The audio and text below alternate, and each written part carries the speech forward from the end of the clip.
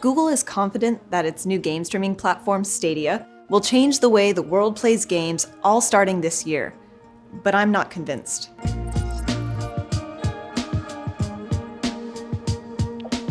Don't get me wrong, I believe Stadia will work, and a lot of Google's ideas truly represent the future of gaming. Google proved it can roll out a cloud gaming system with its Project Stream beta, and no other company in the history of technology has been so perfectly placed to actually get low-latency streaming services off the ground. Google has the technology, it has the server distribution, and it has the relationship with ISPs to make everything work perfectly on its end of the business. Here's where I still have a problem. Google is still going to run into the same roadblock that tripped up streaming companies like OnLive a decade ago. A lot of people have crappy internet connections.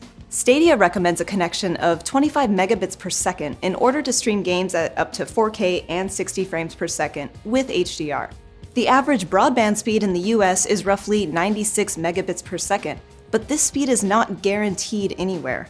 The fastest and most reliable internet delivery method, fiber, isn't even an option for 70% of the country.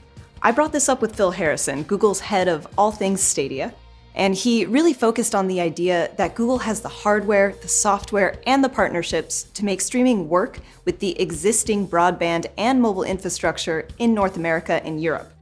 The company has 7,500 server nodes around the world, and they're running custom CPUs and AMD GPUs capable of hitting 10.7 teraflops, easily outstripping the most powerful console of the generation, the Xbox One X.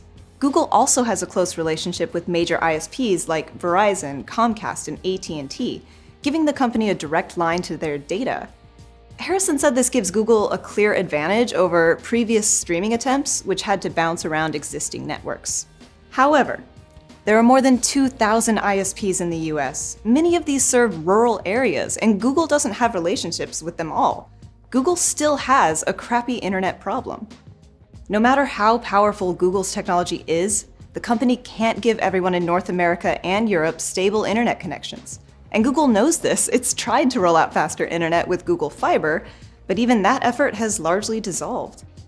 Google promises that with Stadia, players will be able to click a link and load a game on any device in just 5 seconds. In fact, when I talked with Harrison, he said it's actually closer to 3 seconds. The company is promising streams at up to 4K, 60 frames per second, and it's even going so far as to mention 8K and 120 frames per second in the future. Google is promising the sun, and I'm concerned it'll only be able to deliver the moon. To be fair, the moon is still an incredible accomplishment. The problem with overpromising on game streaming is the negative effect it could have on this burgeoning industry, turning users off to the idea before Microsoft and other companies really have a chance to dive in. If game links take 15 seconds to load rather than 5, or if your game lags just enough to be annoying, or if your internet can't sustain a stream for longer than 10 minutes at a time, Stadia could be seen as an outright failure, rather than a stepping stone toward Google's grander future. I believe in Stadia just as much as Phil Harrison. I just think it's going to take us a little longer to get there.